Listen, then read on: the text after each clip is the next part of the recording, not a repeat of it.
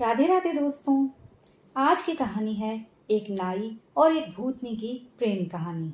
किस तरह भूतनी नाई की पत्नी बनकर उसके साथ सालों साल रहती है और क्यों वो वापस चली जाती है। बहुत ही दिलचस्प कहानी है। चलिए कहानी शुरू करते हैं। पहाड़ी इलाकों में ऊंची नीची पहाड़ियों में एक गांव बसा हुआ था जिसका नाम था सुल्तानपुर। बहुत ही छोटा सा गांव था। पहाड़ी इलाकों में घर साथ साथ नहीं होते हैं, एक दूसरे से काफी फासले पर होते हैं। बड़ी मुश्किल से इस गांव में 40-50 घर थे। इस गांव में एक नाई रहता था। उसका नाम मगनू था। वो नेक और शरीफ था और बहुत ही ईमानदार था। भगवान पे बहुत भरोसा रखता था। उसकी ईमानदारी के कारण लोग उसे बड़ा आदर और सम्मान देते थे। उसके 5 बच्चे थे। उसकी पत्नी भी बहुत ही समझदार और सलीकेदार औरत थी। नाई की अभी जवानी भी पूरी तरह नहीं गुजरी कि उसे एक गहरा आघात लगा। उसकी जिंदगी का जीवन साथी उसका साथ छोड़ गया। सर्दियों के दिन थे। उसकी पत्नी को निमोनिया ने घेर लिया। गांव के वैद्य को दिखाया मगर कोई फायदा नहीं हुआ।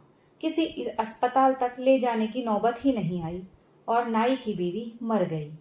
नाई की तो जैसे दुनिया ही बदल गई। बच्चे भी ज्यादा बड़े नहीं थे। 3 बेटे और 2 बेटियों में बड़ी बेटी 12 साल की थी। नाई अब घर के काम भी करता और बाहर भी रोजी रोटी कमाने जाता। गांव के लोगों ने उसे सलाह दी कि वो दूसरी शादी कर ले, मगर नाई ने साफ इनकार कर दिया। नाई बहुत ही हाथ पैर मारता मगर इतना ही कमा पाता कि उसे बस 2 वक्त की रोटी मिल सके। गांव वालों ने कुछ तो मदद की मगर कब तक। आखिर खुद की मेहनत किए बगैर कुछ हासिल हो भी नहीं सकता।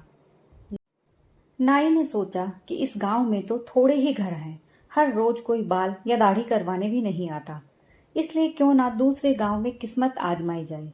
अब दूसरा गांव पहाड़ी के नीचे था जो नाई के गांव से 5 मील के फासले पर था। उस समय दूसरे गांव जाने के लिए बैलगाड़ियों का इस्तेमाल होता था, मगर तब तक उस गांव में किसी के पास बैलगाड़ी भी नहीं थी। वैसे भी पहाड़ी इलाका था। नाई सुबह उठता, जरूरी काम करता, बच्चों को खाना बनाकर खिलाता, खाता और बच्चों को घर में बंद रहने की हिदायत देकर आसपास के 2-4 घरों में भी कह देता कि बच्चों का थोड़ा ध्यान रखें। मुंह अंधेरे अपने सामान का थैला लेकर जंगल के बीच से होकर दूसरे गांव की ओर चल पड़ता। पहाड़ों से नीचे उतरने के बाद उसे एक छोटी और कम बहाव वाली नदी को भी पार करना पड़ता और फिर 2 मील जंगल का रास्ता तय करने के बाद ही दूसरे गांव पहुंचता था। दूसरे गांव में जाकर काम करने से उसकी माली हालत में काफी सुधार आ गया। बस मुश्किल था तो आना और जाना, मगर नाई अब इसका आदी हो चुका था। दूसरे गांव में काम करते करते नाई को 6 महीने गुजर चुके थे। एक दिन नाई दूसरे गांव से वापस अपने गांव आ रहा था। नदी पार करने के बाद नाई ने अपने गांव की राह पकड़ी तो उसकी नजर एक पेड़ पर पड़ी, जिसे देखकर वो हैरान रह गया। पेड़ की डाली पर बैठी एक खूबसूरत नौजवान औरत नाई को बड़ी मोहब्बत से देख रही थी। नाई डर गया। वो जल्दी जल्दी आगे बढ़ने लगा तो पीछे से बड़ी ही संजीदगी भरी आवाज आई, मगनू रुक जाओ। नाई ना चाहते हुए भी रुक गया। औरत फुर्ती से कूदकर नीचे उतरी और नाई के पास पहुंची। नाई बोला, कौन हो तुम और क्या चाहती हो? वो औरत बोली, मेरा नाम शाहीन है, मैं फूल नगर में रहती हूँ। नाई अपने जहन पर जोर देकर सोचने लगा कि फूल नगर नाम का गांव तो आसपास है ही नहीं। यहाँ के आसपास के गांवों को मैं अच्छी तरह भली भांति जानता हूँ। वो औरत मुस्कुराकर बोली, गांव तो यही है, बस तुम्हें पता नहीं। नाई बोला, मैं क्या करूं? औरत बोली, मगनू, मैं तुम्हें हर रोज यहाँ से जाते देखती हूँ। आज बात करने का दिल चाहा तो चली आई। नाई बोला, घर में मेरे बच्चे अकेले हैं और मेरी राह देख रहे हैं। मुझे जल्दी जाना है। मेरे पास अभी बात करने का समय नहीं है। नाई इतना कहकर आगे चलने लगा। वो घर गया और खाना बनाकर बच्चों को खिला पिलाकर सो गया। उसने उस औरत वाली घटना के बारे में ज्यादा नहीं सोचा। अगले 2-3 दिन तक नाई को वो औरत नहीं मिली। दिन अब जल्दी जल्दी ढलने लगा था। नाई अब अपने साथ एक छोटी सी लालटेन रखने लग गया। 5वें रोज फिर वो औरत नाई को उसी जगह पर मिली। आज नाई को वो औरत लालटेन की रोशनी में खौफनाक सी दिख रही थी। एक लम्हे को तो नाई डर गया और बोला, मेरा रास्ता छोड़ो। नाई बोला, क्या बात करनी है तुम्हें? इस समय घर से निकल आती हो? क्या तुम्हारे घर वाले रोकते टोकते नहीं हैं? वो औरत बोली, मुझे कौन रोक सकता है? नाई ने कहा, तो फिर तुम्हारे घर वाले बड़े ही लापरवाह हैं। औरत ने कहा, मगनू, मुझे कोई रोक ही नहीं सकता। मैं तुम्हें दिल से पसंद करती हूँ। मैं तुम्हें पिछले 2 महीनों से यहाँ से गुजरते हुए देख रही हूँ। जब मैंने तुम्हें पहली बार यहाँ से गुजरते देखा तो देखती ही रह गई। नाई ने कहा, मेरे 5 बच्चे हैं, मेरे पास इन बातों के लिए बिल्कुल समय नहीं है। औरत बोली, मगनू, तुम कुछ ना कहो, मैं तुम्हारे बारे में सब जानती हूँ। क्या तुम मुझसे विवाह करोगे? उसकी इस बात पर नाई हक्का बक्का रह गया। नाई बोला, मैं तुम्हें जानता तक नहीं, विवाह की बात तो बहुत दूर की है। मेरे बच्चों का पेट मुश्किल से पाल पाता हूँ, शादी का बोझ उठाना अब मेरे बस में नहीं। औरत बोली, मगनू, अगर तुम मुझसे विवाह कर लोगे तो तुम्हारे घर की हालत अच्छे से सुधर सकती है। नाई ने कहा, अरे वाह, तुम्हारे पास क्या अलादीन का चिराग है? औरत बोली, सोच लेना मगनू, मैं तुम्हें यहीं मिलती रहूंगी। इतना कहकर औरत पेड़ों के झुंडों में गायब हो गई। नाई ने भी बड़बड़ाते हुए अपनी राह ली। पगला गई है। अगले रोज फिर उसी जगह वो औरत नाई से बोली, मगनू, तुमने क्या सोचा? नाई बोला, तुम्हें मुझ में क्या नजर आया? तुम्हें पता है कि मेरे 5 बच्चे हैं, तुम्हारे घर वाले राजी भी नहीं होंगे। औरत बोली, तुम सब छोड़ो, बस ये बताओ कि विवाह करोगे या नहीं? नाई ने जवाब दिया, नहीं। औरत ने कहा, सोच लो मगनू, तुम्हारे पास अभी भी समय है। इतना कहकर वो फिर वापस चली गई। अगले दिन नाई का काम में बिल्कुल मन नहीं लगा। वो जिस गांव में काम करने जाता, उस गांव में एक बुजुर्ग आदमी भी था जो लोगों की परेशानियां हल करता था, उनको तावीज बनाकर देता था। उसके पास लोगों की भीड़ जमा रहती थी। मगनू भी काम खत्म करके उस बुजुर्ग के पास गया। बुजुर्ग ने उसे देखकर कहा, कहो भाई मगनू, आज इधर का रास्ता कैसे भूल गए? नाई अब उसके पास गया और खुद के साथ हो रही वो सारी घटना कह सुनाई। वो बुजुर्ग बोला, मैंने भी फूल नगर नाम का गांव आज तक नहीं सुना। बुजुर्ग ने कहा, मगनू, तुम जल्दी जाओ, अगर आज वो तुम्हें मिले तो उसे बातों में उलझा कर रखना और उसकी आंखों को गौर से देखना कि वो अपनी पलकें झपकाती है या नहीं। एक बात और, तुम उसके पांव भी देखना कि पंजे कौन सी तरफ हैं। कल आकर मुझे ये सब बताना। इतना कहकर बुजुर्ग कुछ सोचने लगा। नाई ने अब अपने गांव की तरफ कदम बढ़ाए। नाई जब नदी पार करके उसी जगह पहुंचा तो वो औरत वहीं उस पेड़ पर बैठी नजर आई। नाई ने उसे ध्यान से देखा। वो पेड़ से नीचे उतरी और मगनू के पास आ गई और बड़े प्यार से बोली, मगनू, तुमने आज देर कर दी। नाई बोला, हाँ, आज काम ज्यादा था। नाई अब उसकी आंखों को ध्यान से देखने लगा। उसकी आंखों में अजीब सी चमक थी और साथ साथ दहशत भी थी। नाई एक बार तो चकरा गया, फिर वो अपने आप को संभालते हुए उसके पैरों की ओर देखने लगा, मगर उसके लंबे लहंगे की वजह से उसके पैरों को देख नहीं पाया। फिर नाई को अचानक कुछ सूझा और उसने बोला, अरे, मैं आज तुम्हारे लिए पायल लाया हूं। इतना कहकर नाई अपने झोले को झूठे ही टटोलने लगा। औरत ने खुशी से अपने लहंगे को ऊपर किया और बोली, लाओ मगनू, पहना दो मुझे पायल। नाई ने जब ये देखा तो डर से उसका मुंह खुला का खुला रह गया। वो फिर जल्दी से बोला, अरे, लगता है मैं दुकान पर ही भूल आया, कल लाऊंगा। औरत ने अपनी खुशी से कहा, ठीक है मगनू, कल जरूर लेकर आना, मैं तुम्हारा इंतजार करूंगी। इतना कहकर औरत पेड़ों के झुंडों में चली गई। नाई जल्दी जल्दी हाँफते हाँफते अपने घर पहुंचा।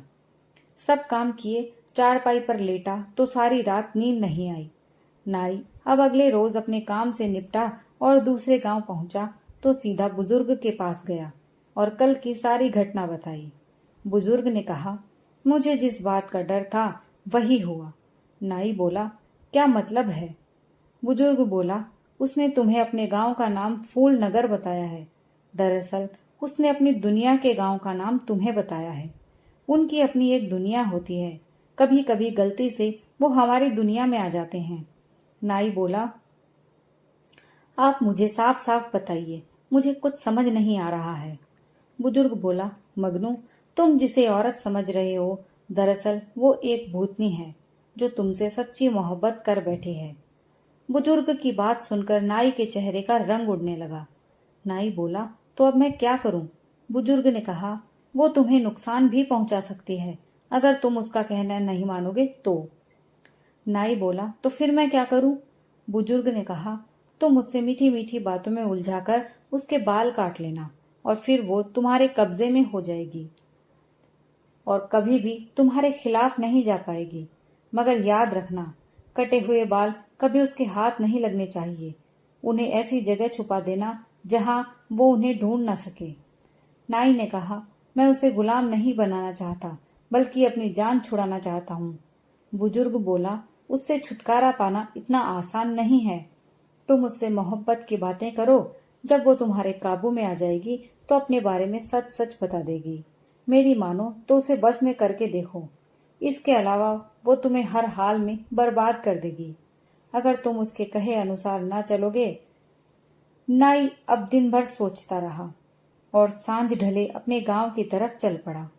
आज वो औरत फिर उसे उसी जगह पर मिली। खूबसूरत भी लग रही थी। नाई ने उसे ये जाहिर नहीं होने दिया कि वो उसका राज जान चुका है। नाई के मन में अब उसके बाल काटने की खुराफात चल रही थी। उसने कहा, अरे तुम्हारी पायल।